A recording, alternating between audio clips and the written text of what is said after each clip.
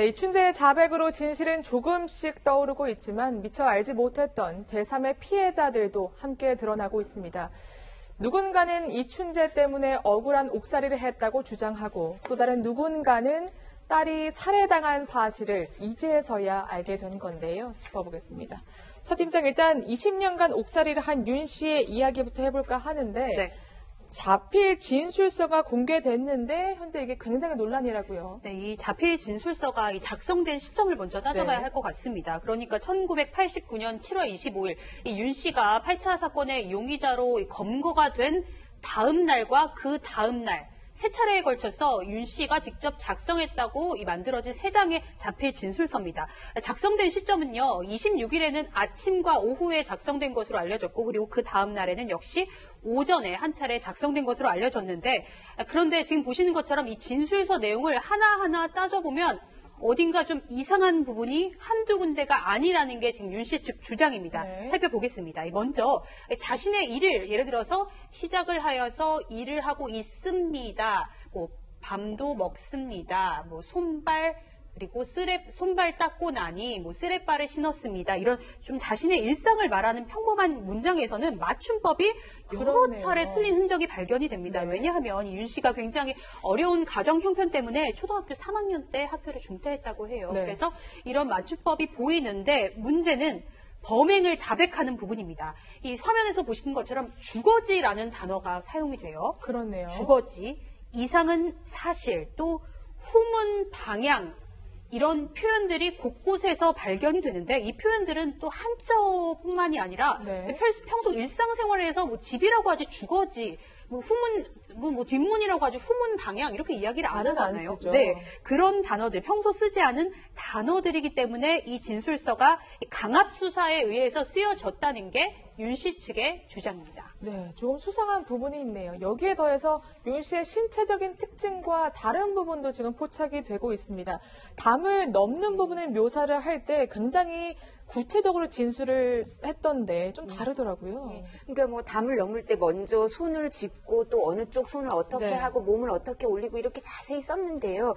근데 이 윤 씨가 이분이 이제 다리가 좀 불편했다고 네. 하죠. 다리가 불편해서 이렇게 담을 넘고 가는 게 가능했을까? 대문이 아니라 담을 넘고 이렇게 들어가는 게 가능했을까? 이런 의문을 가지고 있었는데 이제 수사기관에서는 계속해서 하는 말이 팔 힘이 좋았다. 네. 상체의 힘이 좋아서 상체의 지탱해서 넘어갈 수 있었다 이렇게 주장을 하고 이 진술서에 본인 자술서에 이런 부분이 있었어요. 근데 이분 신체적 특징상 이분의 진술이나 다른 주변 사람들의 얘기를 들어도 10분 이상 계속 걷고 이런 게 그렇게 쉽지 않았다는 거예요. 근데 여기 이 자술서를 보면 사실 1시간 이상 막 걸어갔다는 거예요. 이제 네. 똑바로 이제 그 아주 사이길 그 지름길이 아니라 멀리 돌아가는 길을 통해서 1시간 이상 걸어갔다가 또 돌아오는 길에 뭐 피가 묻은 속옷을 태웠다 이러니까 1시간 이상 걸리는데 10분 이상 걷는 게 불편한 사람이 이렇게 1시간 이상 이런 일을 했을까? 그리고 아까 말씀드린 것처럼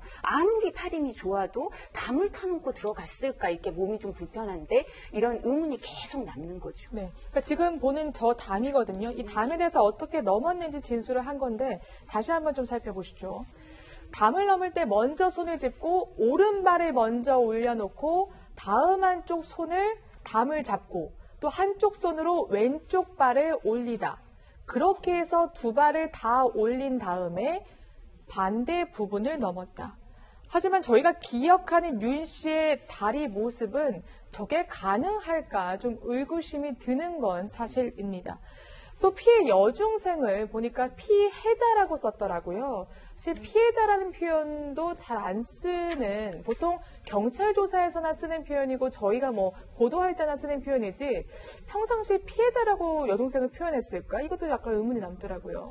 보통 자필 진술서는 우리가 네. 조사할 때 상대방이 자필로 쓰는 거거든요. 그렇기 때문에 지금 윤 씨 같은 경우에는 초등학교 3학년 중퇴를 했기 때문에 실제적으로 한글 맞춤법이 틀릴 수도 있기 때문에 좀 글씨 틀릴 수도 있어요. 근데 피해자란 말을 잘 쓰진 않는 건 맞습니다. 그런데 이건 있습니다. 왜냐하면 본인이 진술할 때 진술력이 틀리면은 옆에서 있던 형사가 그거는 형 피해자로 쓰면 돼. 이렇게 말할 수는 있어요. 이건 어차피 본인이 쓴 거예요. 네. 그 경찰관이 쓴 건 아닌데 피해자라는 단어 같은 경우는 실제적으로 잘 안 쓰지만 뭐 일부 쓰는 사람도 있어요. 근데 윤 씨 같은 경우에는 피해자가 썼다는 게 의심한다는 거고 또 보시면은 뭐 글씨가 뭐 그런데가 아니고 그랜드라든가 그랜드. 슬리퍼를 세례 이런 식으로 네. 한글 맞춤법을 틀리기 때문에 또 그런데 일상적인 건 진술할 때는 그게 그랬지만은 범행 사항을 진술할 때는 문맥이 맞고 정확하다는 거예요. 네. 그렇기 때문에 아마 이 주장하시는 분들은 그러면 윤 씨가 자필은 쓴 건 맞지만 누가 옆에서 불러줬구나 코치했을 것이라고 생각하는데 요거는 제가 보기에도 어느 정도 의심은 가지만 불러준 데 쓴다 하더라도 본인이 불러준 데 쓰진 않을 거예요. 자기 의견도 들어가기 때문에 100% 불러준 거 쓴 건 아닌 것 같고 네. 일부는 불러줄 수도 있다라고 볼 것 같아요. 그러니까 불러준 게 도움인지 혹은 강압인지 이걸 판별하는 게 이번 경찰 조사의 핵심 아니겠습니까? 가장 중요한 건 그거죠. 네. 사실 윤 씨는 앞서 채널A와의 인터뷰에서도 어떻게 이 자술서를 쓰게 됐는지 이미 얘기를 한 적이 있습니다. 직접 확인해 보시죠. 조사 끝난 다음에 진술을 쓰라고 하더라고. 난 모를까 모르겠다. 뭐 이렇게 쓰라고 얘기하더라고. 불러준 대로 써가지고 강제 시장을 찍었어. 그 당시에 형사들은 아마 자발적으로 찍었다고 얘기했을 거야. 여기서 죽어 나가도 상관이 없다는 거야. 돌아가면서 손바닥으로 주먹을 때리고 일어나면서 쪼글띠를 시키더라고. 난 못하니까 발로 한번 거친 기억이 나. 안 해던 일을 뭐 해라고 강압적이라 했는데 3일 밤낮을 잠을 안 자면 사람을 살겠어? 네, 경찰이 보관하고 있는 윤 씨의 자술서가 총 4건입니다. 그중 3건이 지금까지 저희가 설명드린 내용이고요. 나머지 1건이 있는데 이게 문제 같더라고요. 경찰이 대신 써줬다 이렇게 보고 있다고요. 실제로 필체도 달랐고 네. 경찰 역시도 이 부분을 윤 씨가 직접 작성하지 않은 것으로 네. 보고 있습니다. 이 자술서 같은 경우는 이 8차 사건이 발생한 11월에 다른 제3자를 조사하는 탐문수사 과정에서 윤 씨를 참고인 자격으로 조사했던 네. 그 자술서입니다. 그런데 경찰은 이렇게 해명했습니다. 이 해명이 굉장히 중요한데요. 글을 잘 못 쓰는 윤 씨의 답변을 대신 받아 적은 것으로 보인다. 이렇게 경찰이 해명을 한 겁니다. 그러니까 지금 경찰이 대신 쓴 자술서는 윤 씨의 혐의와는 상관이 없습니다. 문제는 이 대목입니다. 갑자기 8개월 후에 윤 씨가 이렇게 글씨를 못 써서 경찰이 대필해 주기까지 했는데 8개월 후에 갑자기 3건이나 이틀에 걸쳐서 윤 씨가 자술서를 썼다. 스스로. 이건 믿기지 않는다는 거죠. 그렇죠. 어쨌든 이제 이런 논란이 생긴다는 자체가 사실은 참 부적절한 것인데요. 자술서라고 하는 것은 무엇이냐면은 본인이 경험한 사실, 네. 그리고 본인이 알고 있는 사실을 자신의 글씨로 자신의 의사에 의해서 쓰는 것을 말합니다. 그럼 자술서인 거예요. 아까 애독께서 중요한 점을 지적했는데 옆에서 잘 몰라가지고 도와줄 수는 있습니다. 그건 네. 도움이죠. 근데 문제는 만약에 본인의 경험한 사실을 본인이 알고 있는 사실을 쓴 것이 아니라 강압에 의해서 자구의적으로 없는 사실을 썼다면 그것은 자술서가 아닌 거죠. 그래서 이 문제는 과연 잘 몰라서 글씨를 모른다든지 내지는 뭐라고 써야 됩니까? 라고 어떤 단어 같은 걸 잘 몰라서 도와줬다면 아까 피해자는 도와줄 수 있는 거죠. 그건 도움인 겁니다. 근데 그것이 아니라 없는 사실을 만들어내기 위해서 썼다면 그것은 이제 강압에 의해서 쓴 자술서가 아니라 강요에 의한 진술서가 되는 것이죠. 근데 지금 얘기한 그 참고인 자격으로 썼다고 하는 거, 그거는 사실은 피의자 또는 피고인, 여기서 이제 피의자가 될 텐데 이런 입장에서 쓴 것이 아니기 때문에 자술서 개념은 아닙니다. 네. 그것은 자술서 개념은 아니고 참고인 진술서 개념인데 네. 그것은 본인이 글씨를 몰라서 경찰이 썼다면 그건 이제 그대로 빼면 되는 거죠. 근데 문제는 이 3건에서 그 한 건으로 봐가지고 글씨를 잘 몰랐다고 한다면 그렇다면 글씨를 모르는 사람이 어떻게 자술서를 썼겠느냐? 이거는 분명히 불러주는 대로 쓴 거다. 이렇게 이제 의심할 수 있다는 것인데 제가 볼 때는 꼭 그렇지만은 않습니다. 그러니까 본인이 글씨를 쓴 건 분명히 맞습니다. 네. 그러면 이것이 이제 본인이 경험한 사실을 쓴 거냐, 알고 있는 사실을 쓴 거냐, 아니면 거짓말로 가혹행위를 해서 또 고문을 해서 없는 사실을 쓴 거냐. 이제 그게 중요한 겁니다. 네. 그래서 지금 뭐 자술서다 아니다 이런 개념보다는 이것을 쓰게 된 동기와 경위 그리고 이 안에 들어있는 내용이 맞는 것이냐 이것을 앞으로 밝힐 그런 수사기관의 어떤 또는 앞으로 재판을 한다면 그런 것들이 남아있는 것이죠. 네, 윤 씨는 일단 경찰이 불러주는 대로 써서 자신은 아무런 기억이 나지 않는다 이렇게 말하고 있습니다. 오늘 오전 조금 전이죠. 경찰에 출석했는데요. 윤 씨가 참고인 조사를 받기 위해서 출석한 겁니다. 어떤 말을 했는지 직접 한번 먼저 들어보겠습니다.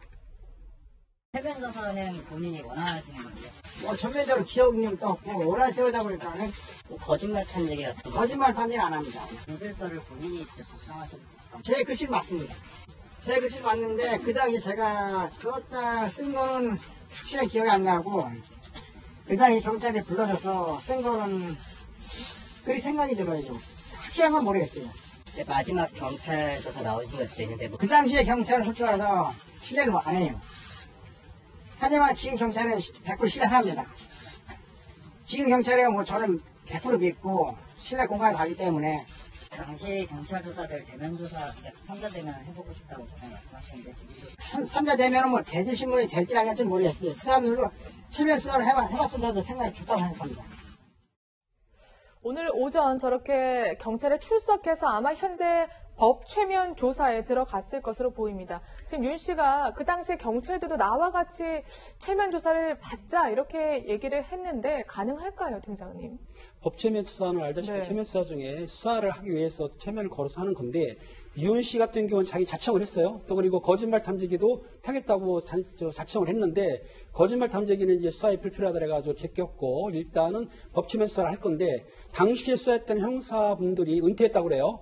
그분들을 불러가지고 법치는 수사를 한다고 그러면 응할 사람 없다고 봅니다. 왜냐하면 그 당시의 수사 지금 말하는 거 보면은 가혹행위 한 적도 없고 강압이 없었다고 주장하는데 그거를 다시 밝힌다는 자체가 이상하기 때문에 법체면 수사는 응하지 않을 것이다. 그래서 저는 보고 있어요. 그렇군요. 대질 조사는 어떻습니까? 대질 수사는 네. 가능은 하죠. 네. 대질만은 가능은 한데 지금 언론에서 보면은 그 당시에 수사했던 수사 행사들이 저 언론이라든가 나서기를 꺼려하는 것 같아요. 근데 만약에 법원에서 무슨 뭐 어떤 영장을 보내든지 출석 아니면은 경찰을 설득해가지고 윤 씨하고 그 사건에 대해서 대면 조사까지는 어느 정도 가능하다. 이렇게 보시면 될 것 같습니다. 알겠습니다. 이런 가운데 경찰은 계속해서 이춘재가 자백한 또 피해 초등생 사건, 그 유고를 찾기 위한 수색 작업을 이어가고 있는데요. 그 유족들의 이야기를 한번 들어보겠습니다. 자식이는 건 죄인인데 뭐서 말하세요? 부모들이 정말 피폐한 삶을 살고 30년 동안 정말 폐인처럼 살았어요. 식구들이 다. 부모는 더 알겠죠. 네, 1989년 7월에 있었던 사건이죠. 초동생이 실종된 사건인데 지금 와서 알고 보니 이춘재의 범행이었다고 합니다. 시신하고 유류품 찾기 위해서 수색을 하고 있는데 팀장님 조금 좀 성과가 있습니까? 지금 보게 되면은 그 초동생 살해 사건 이춘재가 제배했기 때문에 현장을 지금 수색하고 있습니다. 수색하는데 그 한 30여 명 동원한 것 같아요. 국가수 직원들하고 현장 형사들이 동원됐는데 땅을 10cm 정도 판다는 겁니다. 파가지고 흙을 긁어낸 다음에 이제 분석하겠죠. 채를 걸러가지고 분석하는데 예. 네. 근데 50% 정도 진행이 됐고요. 그리고 이춘재가 초등학생을 살해하고 유기한 장소는 아파트가 들어섰기 때문에 실제적으로 현장 분석 못하는데 단지 그 당시에 아파트를 세운 업체를 만나가지고 현장을 아파트 건축할 때 땅 토박이라든지 네. 작업 중에 혹시라도 사체라든지 유골이 발견됐는지 안 됐는지를 조사하게 되면 어느 정도의 수사 성과가 있으라고 봅니다. 근데 보통 아파트 건설할 때 그렇게 땅을 파서 유골이나 뭔가 나오면 바로 신고를 해야 되는 게 신고를 원칙이죠? 해야 원칙인데 네. 혹시 이게 뭐 그 작업자들이 도저라든지 포크레인으로 파손될 수도 있고 또 사체가 작기 때문에 혹시 네. 그냥 넘어갈 수도 있는데 아마 이랬던 인부분들이나 작업자들은 그 내용을 알고 있을 것 같기 때문에 소환 조사하게 되면은 사체의 그 훼손이라든지 혹시 유골 발견되는지는 어느 정도 알지 않을까 싶은데요. 알겠습니다. 유골이나마 가족의 품으로 돌아오길 간절히 좀 바라보겠습니다.